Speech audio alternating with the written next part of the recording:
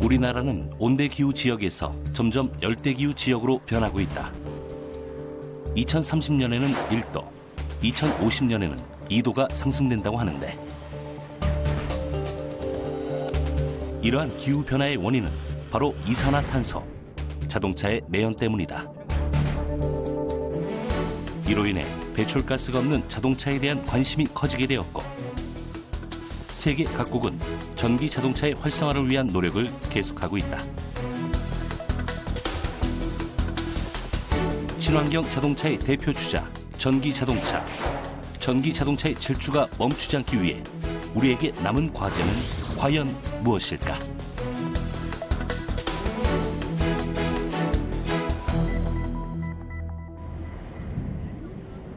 시원하게 도로를 질주하는 전기 자동차.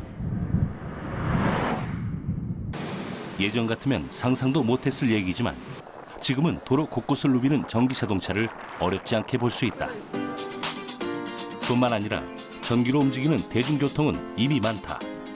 한 예로 서울시는 전기 택시를 60대를 보급했고 올해는 20대를 추가 보급할 예정이다.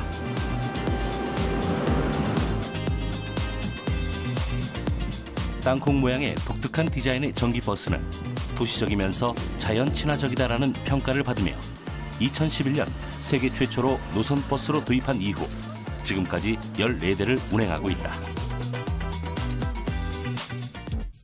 현재 우리나라는 총 9종류의 전기차를 보급하고 있다. 승용차는 6종류, 화물차는 1종류, 그리고 버스는 2종류로 보급 대수는 총 5,700여 대이다.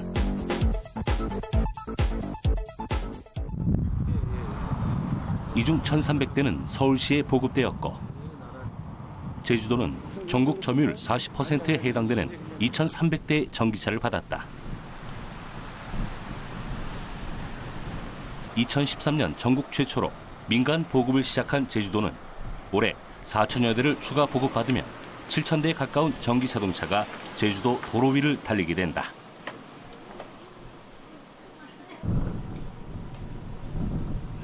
늘어난 전기차 양만큼 제주도는 전기차 충전소 확대와 정비 방법 등 다양한 인프라 조건도 확대해 나가고 있다. 여기서 멈추지 않고 제주도는 2030년 탄소 없는 섬을 목표로 지역 내 모든 차량을 전기차로 100% 바꾸겠다는 계획을 발표했다. 자가용, 공공용 등 자동차의 용도를 구분하여 전환 대수를 제시했는데 우선 내년까지는 도내 차량의 10%를 전기차로 바꾸고 2020년까지는 40%를 그리고 2030년 탄소 없는 섬의 마지막 해에는 제주도 내 37만 7천 대 모두를 전기차로 전환할 계획이다.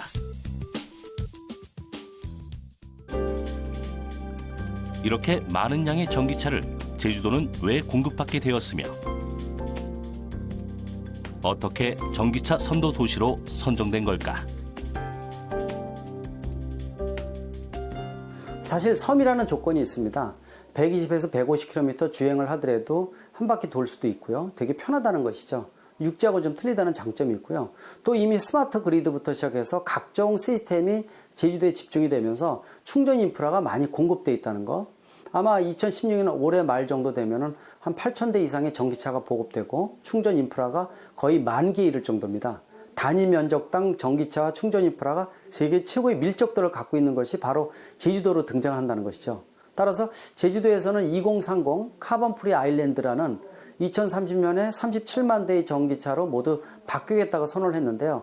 그 당시에 가더라도 반 정도, 3분의 1 정도만 바꾸더라도 세계에서 가장 성공적인 모델로 등장할 것이다. 그런 측면에서 대표 모델이라는 것은 분명한 사실이라고 볼 수가 있습니다. 여러모로 제주도엔 최적인 전기 자동차지만 고속도로 주행에는 어려움이 따른다. 그 이유는 충전을 자주 해줘야 하기 때문인데 한 번 충전으로 130km를 달릴 수 있는 전기차는 에어컨이나 히터를 켤 경우 평소보다 더 자주 충전을 해줘야 한다. 기존에 타고 다녔던 내연기관의 자동차에서 볼 때에도 여러분들이 다 알고 계세요. 에어컨을 키면은 뭐 기름의 소모가 좀 더 많아진다는 거 다 알고 있고, 그래서 에어컨이 좀 부담스럽구나 하는 그런 생각들을 하시죠. 똑같은 양의 에너지를 전기차의 경우도 사용해야 됩니다. 그래서 그 전기차에서 사용되는 그 에너지는 당연히 배터리에서 사용되기 때문에 자동차의 운행에 필요한 에너지가 직접적으로 에어컨으로 사용되면서 운행 거리가 짧아지는 그런 문제가 생기죠. 그러면 에너지를 효율적으로 사용하려면 어떻게 해야 할까? 그것은 배터리에 달려 있다. 전기 자동차의 배터리는 심장과도 같은 핵심인 동시에 치명적인 약점을 안고 있다. 특히 난방 효율이 가장 심각한데 에어컨을 틀면 주행 거리는 대폭 줄어들게 된다. 모든 걸 배터리로 해결해야 하기 때문이다. 지금까지의 그 내연기관에서는 그 난방기구, 그 히터를 사용할 때 엔진을 운전하면서 나온 열을 많이 회수해서 사용을 했습니다. 그래서 엔진의 열은 뭐 어쩔 수 없이 생기는 것이고 그걸 활용하는 입장에서 거의 무료처럼 히터를 사용했죠. 그러나 전기 자동차의 경우는 전혀 그렇지가 않습니다. 이 히터를 구동시키기 위해서 배터리 안에 우리가 어렵게 저장해 놓았던 전기 에너지를 그대로 사용해야 되는 경우가 생깁니다. 그래서 사실은 여름보다도 겨울에 히터를 구동해야 하는 그런 상황이 더욱더 부담이 되는 거죠. 게다가 겨울의 환경은 온도가 낮지 않습니까? 이 배터리라는 제품이 그 온도가 낮을 경우에 그 에너지 저장 용량이 좀 감소하고 또 활용도가 좀 더 적어지게 됩니다. 그래서 여름과 겨울 주행거리의 차이가 많이 나죠. 온도에 민감하고 가격도 비싼 배터리. 안전적이면서도 저렴하게 만들 수 있는 방법은 없을까? 전기 자동차용 배터리는 크게 셀, 모듈, 팩 이렇게 세 부분으로 나뉜다. 셀은 리튬이온 배터리의 기본 단위로 여러 개의 셀을 외부 충격으로부터 보호받을 수 있도록 묶어서 프레임에 넣은 것이 모듈이고, 모듈을 여러 개 모아서 냉각 시스템과 각종 보호 시스템을 넣어 완성한 배터리 시스템이 바로 팩이다. 그리고 이 상태로 전기 자동차 내부에 부착된다.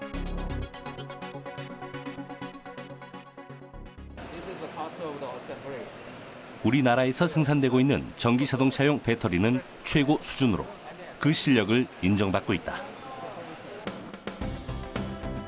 특히 L사는 전기 자동차 배터리 생산업체 세계 1위 기업으로 미국의 유명한 자동차 회사 10곳에 배터리를 공급하고 있다.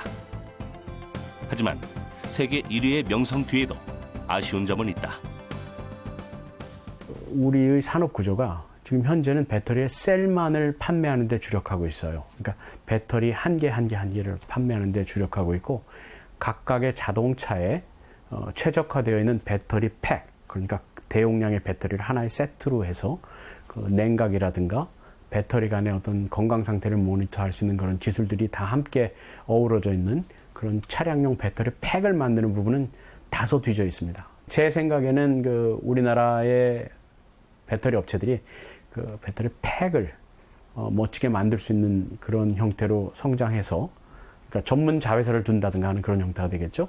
그래서 자동차 회사들에게 더 공급하게 되면 좀 더 고부 가치의 수익을 올릴 수 있지 않나 하는 생각을 하고 있습니다. 전기 자동차의 배터리는 리튬이온 전지다. 이것은 양극과 음극, 전해액, 분리막으로 구성되어 있다. 양극은 리튬이온 소스로 배터리의 용량과 평균 전압을 결정하고, 음극은 양극에서 나온 리튬이온을 저장했다가 방출하면서 외부 회로를 통해 전류를 흐르게 하는 역할을 한다. 또 전해액은 이온이 원활하게 이동할 수 있도록 돕는 역할을 하고, 양극과 음극의 접촉은 분리막이 막아준다. 이렇게 구성된 리튬이온 전지는 충전 방전이 반복되는 2차 전지 중 에너지 밀도가 가장 높다. 그리고 주행거리 역시 가장 긴 편이라 전기 자동차의 배터리로 적합한 것이다.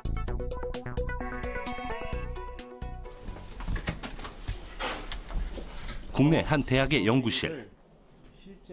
배터리의 성능을 높이기 위한 연구가 진행 중인데 배터리는 무엇보다도 크기와 부피, 무게는 줄이고 저장 가능한 전류의 용량은 늘리는 것이 중요하다고 한다. 자동차를 구동하기 위한 배터리는 각각의 셀들을 직병렬로 다량의 그 배터리 셀들을 연결해서 대용량을 만들게 되죠. 그런데 저희가 실험하는 것은 그중에 하나의 배터리 셀만을 그 온도 조절이 가능한 간단한 그 냉온 장치를 만들어서 그 안에 이제 셀을 집어넣고요. 특정 온도를 이제 저희가 세팅을 하게 됩니다. 전기 자동차를 주행할 때 온도에 따라 달라지는 성능 변화 실험이다. 낮은 온도에 민감한 만큼 온도에 따라 달라지는 리튬이온 전지의 성능 연구가 빠질 수 없기 때문이다. 이 연구 결과는 기온이 영하로 낮아지면 성능 역시 현저하게 떨어지는 배터리의 한계점을 극복하는 데 활용되게 될 것이다. 실제 이 실험을 통해서 저희가 볼 수 있는 것은 우리가 전류를 다량으로 끌어냈을 때 또는 소량으로 끌어냈을 때 배터리의 그 건강 상태라든가 또는 그 배터리에서 방전량에 따라서 현재 그 SOC가 현재 에너지 잔량이 어떻게 되는지 그리고 온도에 따라서 그것이 어떻게 변화되는지를 저희가 체계적으로 실험할 수 있도록 이렇게 실험 장치를 꾸며서 꾸준히 실험을 하고 있습니다. 리튬이온 배터리 시장은 1991년부터 시작해 20년 동안 지속적으로 발전해왔다. 한 조사에 따르면 전 세계 리튬이온 배터리 시장은 2015년 기준 212억 달러에서 2020년 630억 달러로 연평균 20% 이상 고성장할 것이라고 한다.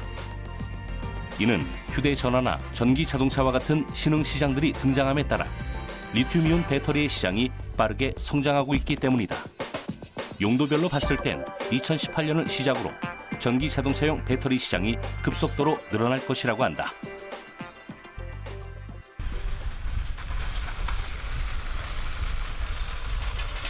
전기자동차 배터리의 원료인 리튬. 리튬을 더 자세히 알아보기 위해 서울의 한 대학 연구실을 찾았다. 리튬은 연하고 빛나는 금속으로 합금이나 리튬 화합물을 만드는 데 쓰인다. 다른 광물에 비해 추출이 어려운 리튬은 2009년까지만 해도 그 기술을 보유한 나라가 없었을 정도로 추출하기 어려웠다. 그럼에도 리튬을 배터리 원료로 쓰는 이유가 있다. 리튬은 이제 금속 중에서 가장 가볍습니다. 가볍기 때문에 에너지 밀도를 중량 에너지 밀도를 올릴 수가 있고 또한 리튬은 전이가 환원 전이가 금속 중에서 가장 낮기 때문에 포텐셜을 굉장히 올릴 수가 있습니다. 따라서 에너지 밀도를 증대시킬 수 있는 그런 장점이 있습니다. 이런 장점들 때문일까? 리튬에 대한 관심이 높아지고 이는 리튬 수요 증가로 이어지게 되는데 한 조사에 따르면 2023년은 리튬 자원 수요가 공급을 추월하게 되고 2050년에는 수요량이 공급량의 2배에 도달할 것이라고 한다. 즉, 시간이 지날수록 리튬은 점점 더 구하기 어려워지게 될 것이다. 그래서 국내 연구진은 리튬을 대신할 차세대 전지를 개발하고 있다.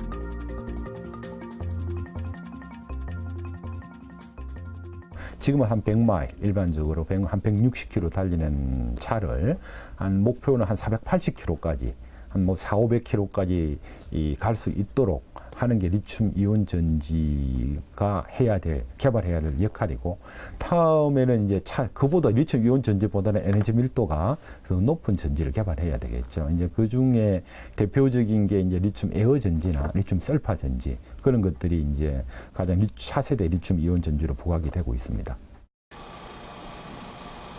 국내 연구진은 기존의 리튬 이온 전지와 비교했을 때 10배 이상의 에너지 용량을 확보한 고성능 전지 시스템을 개발하는 데 성공했다.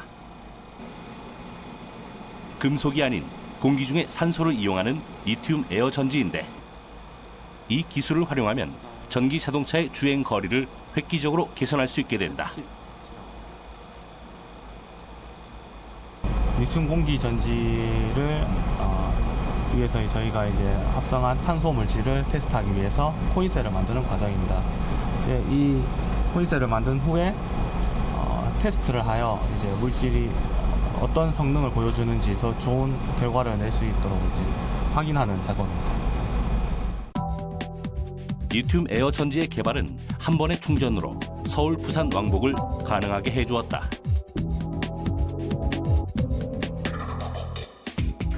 이론적으로 보면은 에너지 밀도가 한 10배 정도 증가할 거로 예상이 되지만은 아마 뭐 상업화됐을 경우는 한 3배 내지 5배 정도 에너지 밀도가 이제 증대될 거고, 전기 자동차로 썼을 경우에는 주행 거리를 한 뭐 지금 현재 리튬 이온 전지 대비해서 3배 내지 5배 정도 주행 거리를 늘릴 수 있는 장점이 있고요. 특히 이제 또 리튬 에어 전지의 또 다른 장점은 가격이 이제 싸다는 겁니다. 리튬 에어 전지의 양극 소재는 공기 중에 있는 산소를 이용하기 때문에 가격 경쟁력이 우수한 차세대 전지 시스템이다. 하지만 아직은 기초 연구 단계이며 앞으로도 연구해야 할 부분이 남아있다. 긴 충전 시간과 짧은 주행 거리에 문제를 안고 있는 전기차. 친환경적이지만 분명히 한계가 존재하는 차이다. 그럼에도 불구하고 우리는 왜 전기차를 포기하지 못하는 걸까? 단점에 비해 수많은 장점을 지니고 있기 때문이다. 역시 무공해 친환경성이라는 겁니다.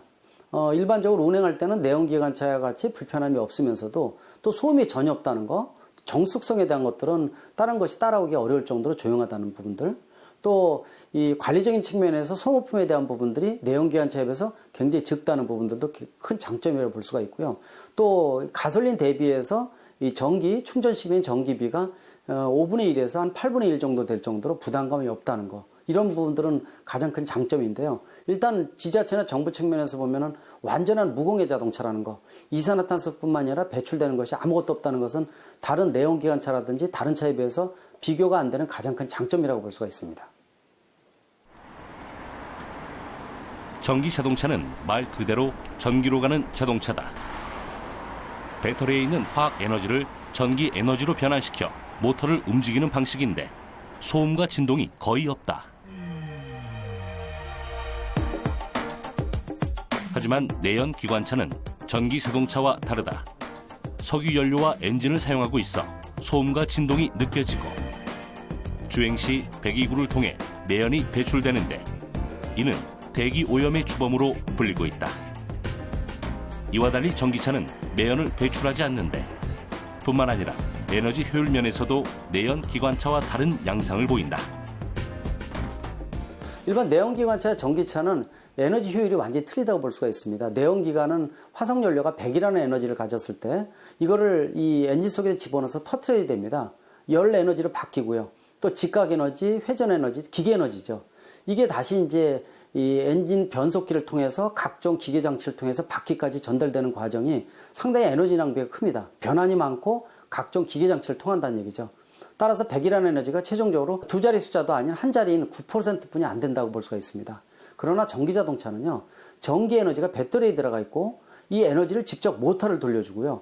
모터가 바로 바퀴로 들어갑니다. 전기 에너지가 모터가 돌려주고 바로 바퀴로 전달되니까 중간에 낭비되는 과정이 전혀 없다는 거. 그런 측면에서 100이라는 에너지가 20%, 30%가 넘어간다는 거. 그런 부분들은 만들어낼 때 에너지 비용 측면이나 효율성 측면, 이런 측면에서 볼 때는 상당히 비교가 안 될 정도로 장점이 크다고 볼 수가 있습니다. 또한 전기차와 내연 기관차는 차량 부품 수도 확연히 다르다. 내연 기관차는 3만 개가 필요한 반면 전기 자동차는 그의 10분의 1에 해당되는 3,000개 수준인 것이다. 수만 개의 부품 중에는 폐차할 때까지 사용하는 것이 있는가 하면 부품들이 원활히 작동될 수 있도록 주기적으로 교환이나 교체가 필요한 소모품도 있다. 이런 소모품이 적다는 것 역시 전기 자동차의 특징 중 하나이다. 전기자동차 자체는 냉각수라든지 엔진 오일 자체를 쓰질 않아요. 또 이 브레이크 오일도 실제로 브레이크 유압 장치를 쓰지 않기 때문에 이 오일이 전혀 없는 건 아니지만은 극히 필요한 거의 반영구적인 거 빼놓고는 교환되는 것 자체가 거의 없다는 것은 관리적인 측면 또 내구성 측면에서 상당히 중요한 장점을 가지고 있습니다. 이 외에도 전기차의 장점은 무수히 많다. 그중 가장 큰 장점은 대기를 오염시킬 만한 물질을 전혀 생산하지 않는다는 것이다. 자동차에서 배출되는 매연은 대기를 오염시키고 더 나아가 우리의 건강까지도 해칠 수 있는 무서운 존재이다. 실제로 내연기관차 한 대를 전기자동차로 전환하면 한 해에 배출되는 이산화탄소를 2.3톤이나 감소시킬 수 있다. 이는 소나무를 450그루 심는 효과와 같다. 그리고 10년 동안 사용한 배터리는 전기차용으로는 부족하지만 충분히 재사용이 가능하다. 통신기지국에서 전파를 전송하거나 가던 정전에서도 전원 공급을 할 수 있는 에너지 저장 장치 ESS가 바로 그것이다. 최대로 전력이 필요한 때에 안전하게 공급할 수 있도록 발전소를 만들게 됩니다. 그러나 그 외의 시간에는 발전한 전기를 그냥 다 버리는 수밖에 없는 상황이 되거든요. 근데 그것을 그냥 단순히 버리는 대신에 그 배터리에다 중간중간에 있는 큰 배터리 센터에다가 저장했다가 필요할 때 다시 꺼냈을 수 있는 ESS 시스템이 많이 이제 시도가 되고 있어요. 네, 자동차에 쓰는 배터리의 경우 배터리 성능의 신뢰성, 안정성이 굉장히 중요하기 때문에 가장 건강할 때 사용을 하고요. 어느 정도 나이가 들면 그걸 수거해서 에너지 스토리지 시스템으로는 재활용이 가능합니다. 우리나라는 원자력, 화력, 수력 발전에서 전기를 얻는다. 그리고 화석 연료를 통해서도 전기를 얻고 있다. 그렇다면 전기로 움직이는 전기차는 어떨까? 엄밀히 따지면 전기 자동차 역시 화석 연료를 사용하는 것이고, 그럼 내연 기관차처럼 주행 시 이산화탄소를 배출하는 것이 된다. 석탄이나 석유를 써서 발전을 하더라도 거기서 발생하는 CO2는 어떤 특정 지역에서 발생하게 되는 것이고요. 그것을 잘 모아서 CO2를 포집한다고 하는데 그 CO2를 잘 모아서 다른 우리에게 영향을 미치지 않는, 해를 미치지 않는 다른 그 화학물질을 변환시키는 기술에 대한 개발은 계속 이루어지고 있거든요. 그래서 정해진 지역에서 발생되는 CO2는 잘 포집해서 미래에 재처리가 가능한 그런 그 가능성을 열어두게 되는 것이죠. 그렇게 하지 않고 그냥 내연기관 쪽에서 자동차에서 계속 연료를 태우면서 CO2를 발생시킨다면 그래서 뭐 포집할 수 있는 방법이 없어요. 그래서 미래에도 어떤 그런 해법이 발견됐을 때, CO2를 재처리할 수 있는 기술이 발견됐을 때에도 우리 그거를 10분 활용하기 위해서는 특정 지역에서 CO2가 발생되고 그거를 포집할 수 있는 그런 그 여지를 남겨놓아야 되고요. 환경을 보호하고 편의성까지 갖춘 전기 자동차. 과연 전기 자동차는 언제 만들어졌을까? 놀랍게도 내연 기관차보다 먼저 만들어졌다고 한다. 영국의 발명가 토마스 파커가 1884년에 만든 최초의 전기차는 연료 자동차를 개조하여 만든 것으로, 마차를 연상시키는 외관은 지금의 전기차와는 사뭇 다른 디자인이다. 당시의 전기차는 기어를 바꿔줄 필요가 없는 간편 운전 조작으로 사람들에게 인기가 많았다. 그러던 어느 날 미국의 석유왕 록펠러가 스탠다드 오일이라는 정유 회사를 만들었고 전기차 회사들을 모조리 다 사들였다. 그리고는 더 이상 전기 자동차를 만들지 못하도록 했다. 이후 1920년대 미국 텍사스에서 대량의 원유가 발견되자 석유값이 떨어졌고, 그로 인해 사람들은 전기 자동차를 버리고 휘발유차를 선택하게 된다. 전기 자동차는 역사적으로 내연기관차보다 훨씬 더 오래됐습니다. 150년 이상이 됐다고 볼 수가 있습니다. 그 당시에는 초기에는 사용이 됐었는데 그만큼 속도도 느리고요. 또 배터리가 한계성이 있기 때문에 사용을 못했었죠. 그러나 일부분 사용되다가 내연기관이 본격적으로 개발되고 또 석유 자원이 풍부하게 쏟아져 나오면서 자연스럽게 경쟁력이 떨어지다 보니까 도태된 것이 바로 전기 자동차라고 볼 수가 있고요. 20세기 말 전기 자동차는 사람들의 이목을 다시 끌게 된다. 리터당 2,000원에 육박하는 고유가 시대가 지속됨에 따라 경제적 부담이 적은 차량을 선호하는 운전자가 늘어났고, 이산화탄소 배출 규제와 무공해 자동차 판매를 의무화하는 외부 요인이 작용했기 때문이다. 이런 이유로 미국의 한 자동차 회사는 전기 자동차 EV1을 개발하게 된다. EV1의 성능은 의외로 놀라웠다.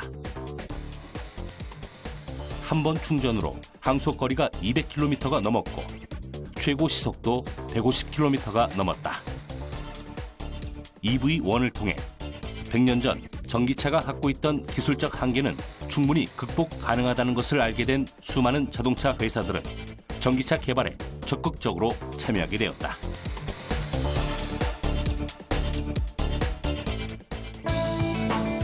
한 조사기관에서 발표한 2015년 세계 전기차 보급 현황에 따르면 글로벌 전기차 누적 등록 대수는 66만 5천여 대로 전체 승용차 등록 대수의 0.08%를 차지한다.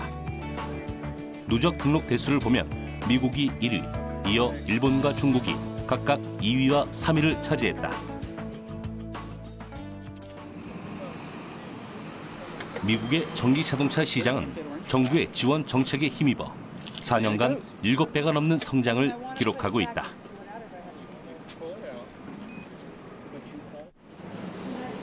일본은 수십 년 동안 구축된 주유소보다 충전소가 많을 정도로 전기 자동차 인프라가 빠르게 구축되고 있다.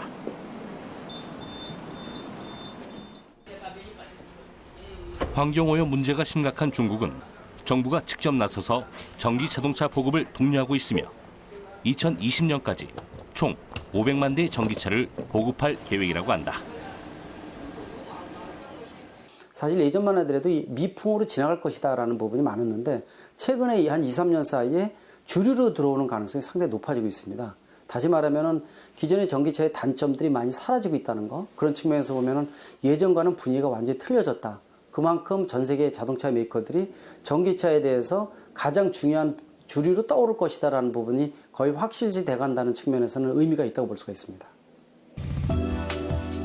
2014년 기준 전기 자동차 수요를 살펴보면 전기차에 대한 관심이 더 높아졌다는 것을 확실히 알 수 있는데 노르웨이와 네덜란드, 스웨덴, 미국에서 두드러지게 나타났다.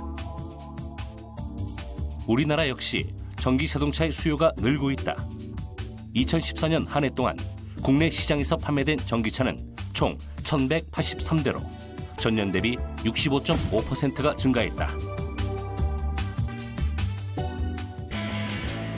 일본의 장인 정신을 상징하는 엔사에서 내놓은 전기차는 자체 파란색을 적용해 친환경 차임을 드러냈고 국내엔 2014년 제주도에 처음 소개되었다. 드라이빙 머신이라 불리는 독일의 비사는 2007년부터 전기차 모델을 출시하였고 계속해서 배터리 성능을 향상시킨 전기차를 출시하고 있다. 미래는 전기차라고 하는 독일의 M사는 여러 종류의 시리즈 전기차를 출시하며 2018년도엔 4개의 차종을 선보일 계획이라고 한다.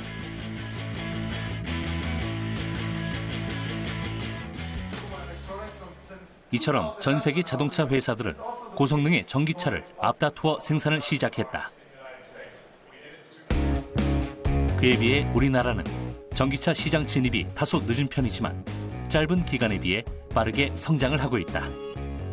2011년 국내 최초로 양산형 전기차를 출시했고 이후 시 지자체를 통해 보급에도 어느 정도 성공했다. 또한 전기 자동차 배터리 기술력의 핵심인 셀 제조 기술은 세계가 인정한 최고 수준이다. 그러나 아직 우리나라의 전기차 대중화는 먼 이야기인데 이는 10명 중 7명이 전기차를 구매하지 않은 이유로 선택한 충전 시간과 인프라 부족 때문이다. 전기차 사용자들의 불편을 해소하기 위해서는 가장 급한 게 충전 인프라의 확충입니다. 그래서 우리 협회에서는 전기차 사용자들의 통계 분석을 통해서 적절한 위치에 충전기가 설치될 수 있도록 하는 그런 업무를 추진을 하고 있고요. 두 번째로는 전용 주차구역의 확충이 필요하다고 생각을 합니다.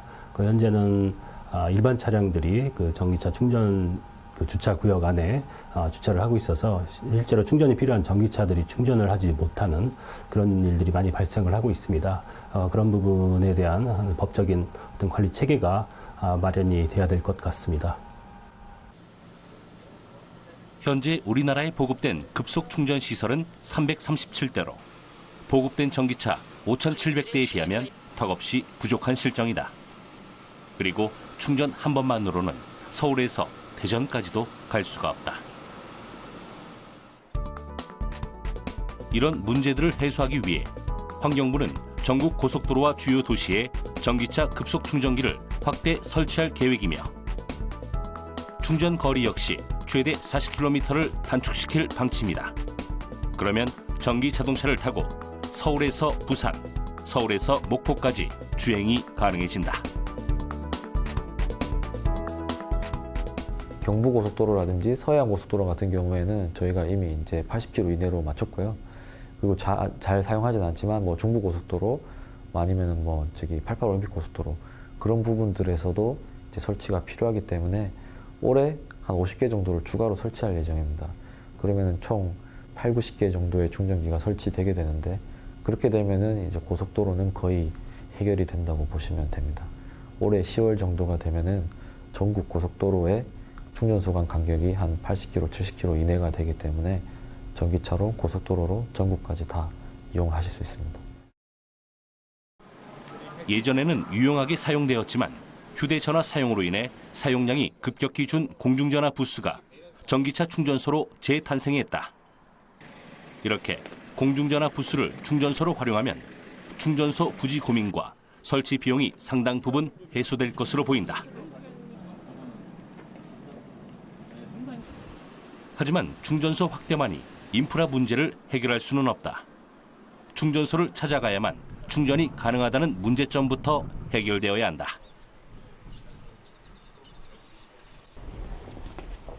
자동차 연구만 25년 해온 조성규 소장은 11년 동안 환경운동을 해오며 전기차 충전 인프라 분야에 관심을 갖게 된다. 그러면서 그는 전기차 역시 스마트폰처럼 자유롭게 충전을 할 수 있으면 얼마나 좋을까 생각하게 되었고, 그래서 개발한 것이 이동형 충전 시스템이다. 고정형 충전기를 설치해놓고 그걸 결제할 수 있도록 처리를 했는데요. 그 고정형 충전기가 설치하는데도 비용이 상당히 많이 들어가고 가격도 상당히 비싸다 보니 이게 오히려 전기자동차 보급에 걸림돌이 되는 또 다른 문제가 발생하고 있어요. 그래서 저희는 콘센트 베이스로 충전을 하고 그 요금에 대한 결제 처리를 어떻게 하면 확실하게 할 수 있을까라는 연구를 하다가 지금과 같은 이동형 충전 결제 장치를 개발하게 됐습니다. 이동형 충전 결제 장치 방식은 간단하다. 이동형 충전기 단말기를 꺼내 벽에 붙은 콘센트에 연결하면 충전이 시작된다.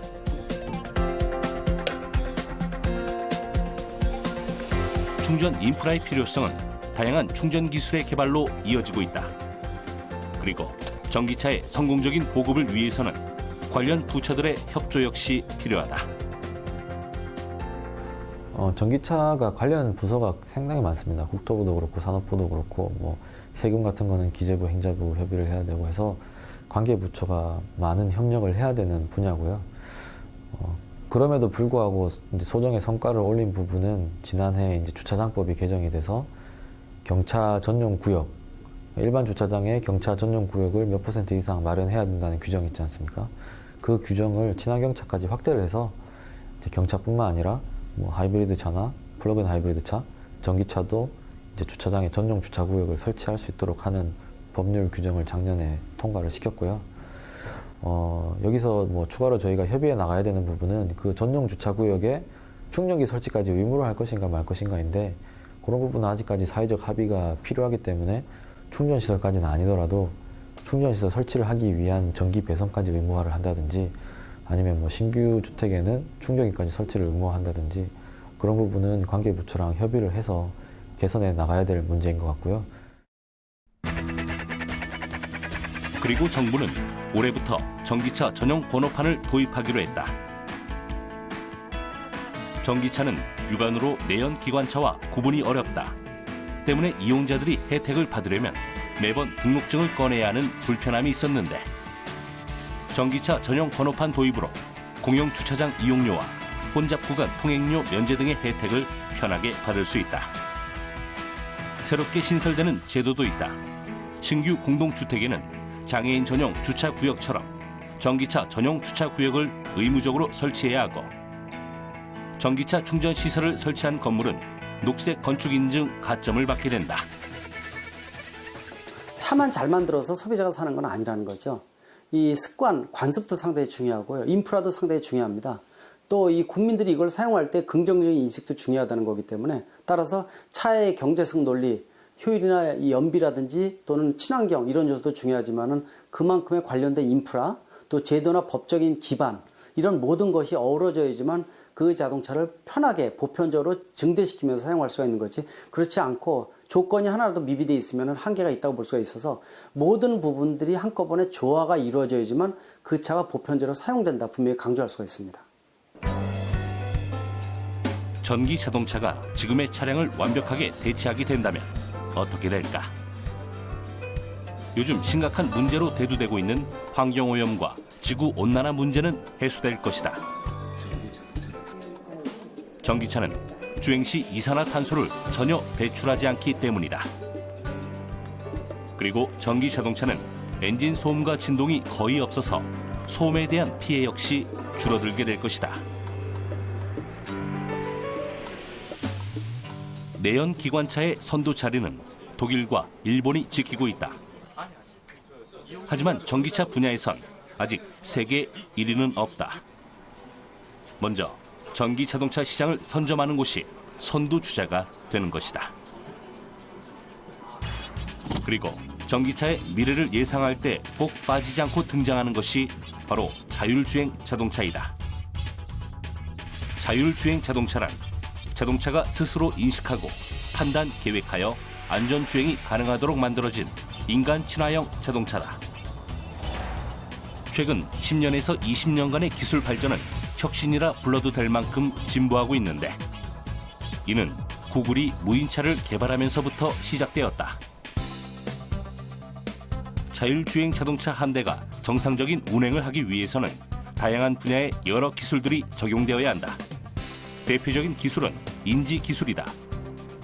현재 위치를 파악하고 거기에 도로의 주행 상황을 더하여 운전 상황을 완벽하게 인식하게 된다. 또 다른 핵심 기술은 지능형 제어와 운행 장치인데, 지능형 순항 제어는 스스로 속도를 조절하여 앞차 또는 장애물과의 거리를 유지시켜주는 시스템이다.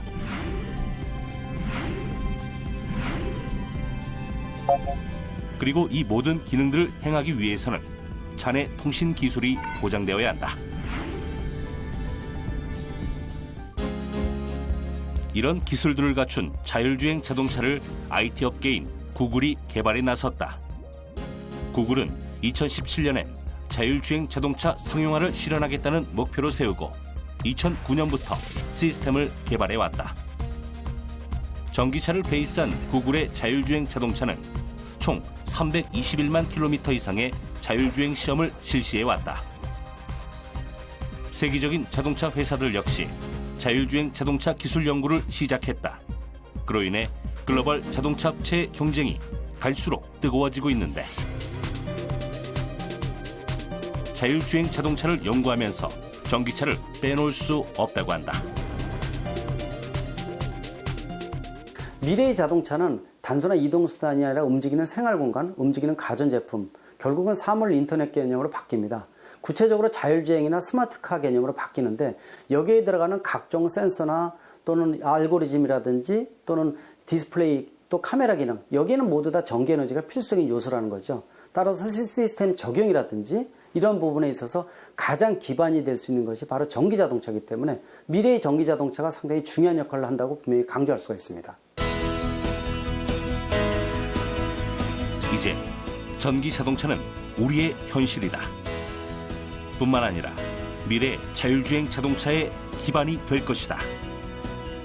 하지만 전기자동차 보급을 위한 정책과 법규 개선이 우선시되지 않는다면 전기자동차는 무용지물이 될 것이다.